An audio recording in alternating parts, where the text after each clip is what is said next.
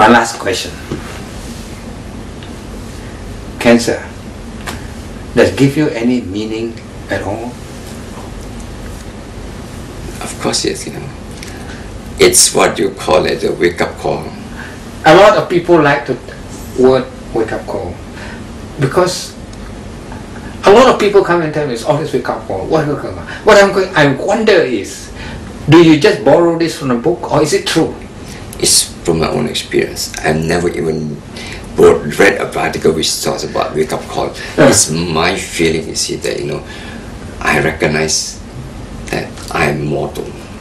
I recognize that I may do something wrong with my body that is rejecting. So cancer is something that you have done something wrong with what you're eating, what you're doing, therefore it causes you. It can be that you're living in the wrong place and causing a problem. That's why I call it a wake-up call, because it's God telling us. But hey, before you got cancer, you never realized all this? No. What were your impression about life? Life is forever. Huh? You are forever young. Invincible. Invincible. That was what solve the whole world problem on your own. That was the impression? Of course, we are young and reckless. Accident is somebody else's life, yes. never yours. People die, but you never die. Oh yeah. You never picture yourself as... That's why the wake-up call is very important, because, hey, do you realize your grandfather now? I tell you, sometimes and I forget myself. I forget I even had cancer. Without cancer, I would not ever realize that. I still remember now, when I reflect back, see, when at 45 years old, if I have anything this cancer, my eyesight starts to dim. I couldn't read without my glasses, without reading glasses. Looking at the go eye test, no problem, you can see everything. Yeah, sure, like me. No problem. But then when you come to reading, I cannot see it. Sure. So when I see a doctor, he was laughing at me and said, how old are you? I said, 45. And you mean to say, you think you're 17? Wake up call. That's what I mean by wake up call. Wake up to reality that your body has changed. So why haven't you recognized that? Is that really genuine in you, that it was a wake up call? So after you have that wake up call, what changes? When diet, everything changed. Your priorities in life. Priorities in life change. Very important priorities in life change. You change your priority of life. You appreciate life better. Appreciate my family better. Yeah, otherwise it's always work. No? In the past, it's always work. Work as priority. No more. In a way, looking at your life today, pre-cancer and after cancer, realizing that you have been awakened, what are the outstanding things that happened to you? I think I got more attached to working with God. I think very strongly also about the fact that my commitment to society is stronger. Okay, attachment to God. What does that mean? It means that, for example, every small thing, I talk to God. Oh, so you open up more communication with Him. I feel I have a strong line with Him now. I see.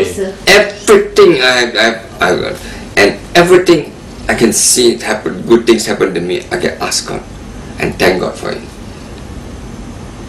Before that, you did not do that? I take too many things for granted. You were invincible. So everything God gave you don't even recognize what happened. So many times I miss accident on it. I didn't even thank God for it. I reflect back and say, God was with me all the time. He teach you a lesson. He says that, I was with you. It's just that you don't open your eyes to see me. Oh, okay. That's God. Second, you say my family, the community. What Does that mean? I cannot imagine the corruption, the wastefulness, the pollution of this environment which God has said. We are supposed to nurture and not create havoc. Do you mean to say that before your cancer, you are already in the agriculture field? You did not see I was doing that already, but I was even more committed now. I was compromising in that sense because you see, for the sake of food security, Yeah. there couldn't be more fake statements to people of statement of convenience for people to continue doing it more. I less compromising with such things. What do you see after cancer? I see that that a lot of people suffering. I may suffer cancer. Yeah. I see a lot of people suffering worse than cancer. The whole life gone. Because of what? Because of the pollution, because of the corruption, because of lack of hope. I had hope. They don't have. Why should that be? Why shouldn't I be working for them to have hope? When you talk about these wars that they are fighting now, Yeah. what do you do? Why did they become terrorists? Yeah. Why did they blow themselves up? Yeah. They had no hope. Yeah. Isn't that tragic? And I only had cancer, where I know that God can help heal me. They have nothing. That's it, threw their life away. And they're healthy. Yeah. That's the sort of feeling of commitment. I say, this is crazy. So what do you do now to try to? Correct. My condition is to help the poor to get out of it. And the question I ask is, 50 years we do agriculture and more people get poverty. Why? Because we have not empowered them. Yeah. We have not helped them to empower themselves with Yeah. skills. We only give them knowledge. Knowledge without skills means nothing. So here my organization puts up a lot of technologies. All is supposed to help the farmers. Yeah.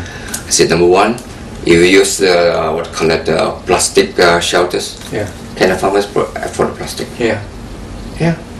Suddenly you've given them technology which is so expensive, Yeah. which costs more than what they earn a whole year, and you think you've done so well. What rubbish. Yeah. And then when it's spoiled, they buy some more. So And then pollute the whole place. So I said, this is something wrong here. So I keep on challenging this sort of things. I forcefully and I telling. So you think I'm wrong? Sack me.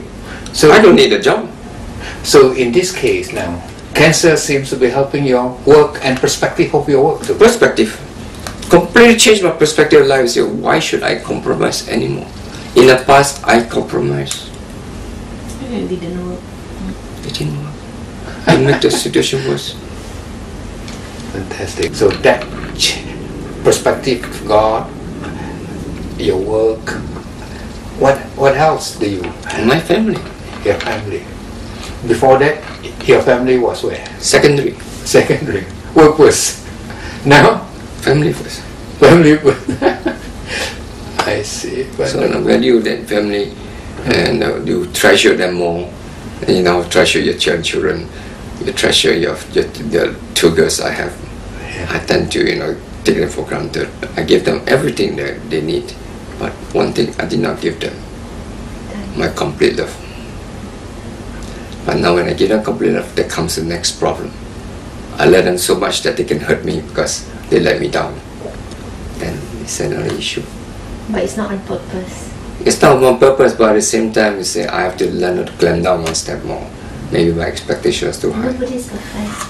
Children to be perfect. You must No, just children, love that's them.